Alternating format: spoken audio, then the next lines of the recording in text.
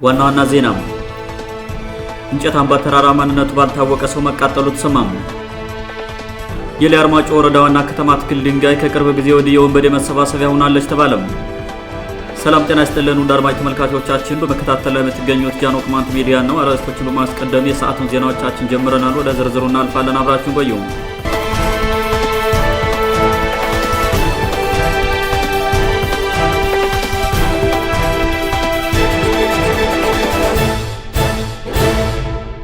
እንጨት አምባ ተራራ ማንነቱ ባልታወቀ ሰው መቃጠሉ ተሰማሙ። ታሪካዊ እንጨት አምባ የተቃጠለው ትላንት ከቀኑ 8 ሰዓት ሲሆን የአቃጣዩ ማንነት ከጥርጣሬ ባለፈ እንዳልታወቀ መረጃ ምንጮቻችን ገልጸዋል። አንዳንድ የአካባቢው ነዋሪዎች ቃጠሎው ሰሞኑን ከተፈጠረው ገዳም እንሰራለን የሚል ግርግር ጋር የተያያዘ ሳይሆን አይቀርም ሲሉ ጥርጣሬያቸውን ተናግረዋል። የበርካታ እጽዋትና እንስሳት መገኛ የሆነው ታላቁና ታሪካዊ እንጨት አምባ ላይ የተከሰተውን አውዳሚ የቃጠሎ አደጋ ለማጥፋት እየተደረገ ያለ ጥረት ስለመኖሩም የተባለ ነገር የለም። ሰሞኑን ቅርስ አውዳሚውና መሬት ዘራፊ የአማራ ደብተራ ያደራጀው ቡድን ወደ አካባቢው ሄዶም እንጨት አምባን ገዳም ለማድረግ ያሰበው ሙከራ ስላልተሳካለት ተበሳጭቶ እንዲቃጠል አድርጎታል የሚሉ ግምቶች እየተበራከቱ ሲሆን የተፈጠረውን ልዩነት ተጠቅመው ሌሎች ሰዎች ሊያቃጥሉ ስለሚችሉ ጉዳዩን ወደ ምርመራ መውሰድ ያስፈልጋል ተብሏል። አካባቢው የሚሸፍነው በጣም ሰንሰለታማ የሆኑ ተራሮችንና ገደላማ ስፍራዎችን በመሆኑም የተፈጠረው የእሳት ቃጠሎ በአጭር ቀናት የሚጠፋ አይመስልም ያሉት የመረጃ ምንጮቻችን የአካባቢው ማህበረሰብ ተደራጅቶ ተራራው ላይ በመውጣት ሜዳውን እንዳይቃጠል መከላከል ይችላል ሲሉ ምክረ ሐሳብ አቅርበዋል። ከጥቂት ዓመታት በፊት የጭልጋ ወረዳ ካድሬና የአማራ ክልል ጽንፈኞች ቅማንት ላይ ሲያደርጉት በነበረው ጭፍጨፋም የቅማንት ጥያቄ አስተባባሪ ኮሚቴ ጫካ መግባቱን ተከትሎ ሳር አምባና እንጨት አምባን ኮሚቴው ተደብቆበታል በሚል በሳት አጋይተውት እንደነበር ጃኖ ቅማንት ሚዲያ መዘገቡ አይዘነጋም። የዛሬው ቃጠሎ አንዳች ድብቅ ፍላጎትን ለማሳካት የተከናወነ እንጂ ዓላማ አልተቃጠለም የሚሉ ወገኖች በበኩላቸው የአካባቢው ማህበረሰብ አምባውን በአግባቡ መጠበቅና መንከባከብ ካልቻለ ከእንጨት አምባ የሚያገኛቸው ልዩ ልዩ ጥቅሞች ከንቱ ይቀሩበታል ብለዋል። የቅማንት ህዝብ ማንነቱ ሲጸናና የገዛ ሀብቱን በራሱ ለማስተዳደር ወስኖ መንቀሳቀስ ሲጀምር አይናቸው ደም የሚለብሰው ጸረ ቅማንት አካላት ከዚህ የከፋ ውድመት ከመፈጸም ስለማይታቀቡ የተንበራ ነዋሊ ደባ ህዝብ አምባውን በየተራ መጠበቅ አለበት ተብሏል።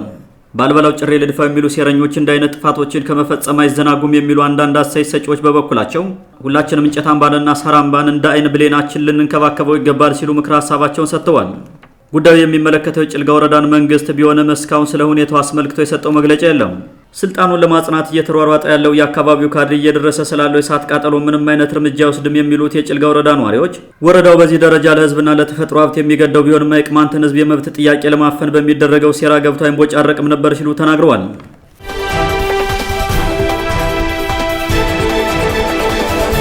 የሊያ አርማጮ ወረዳ ዋና ከተማ ትክል ድንጋይ ከቅርብ ጊዜ ወዲህ የወንበዴ መሰባሰቢያ ሆናለች ተባለም።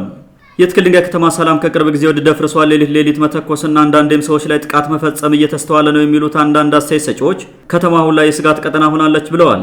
ወደ ከተማ በተለያዩ ጊዜያት ተልዕኮ እየያዙ በመምጣት ሰላማዊ ሰው መስለው የተቀመጡ በርካታ የፋኖ መረጃ አቀባዮች እስከ 100 ሺህ ብር እየከፈሉ የከተማውን የነዋሪነት መታወቂያ መያዛቸው ተሰምቷል።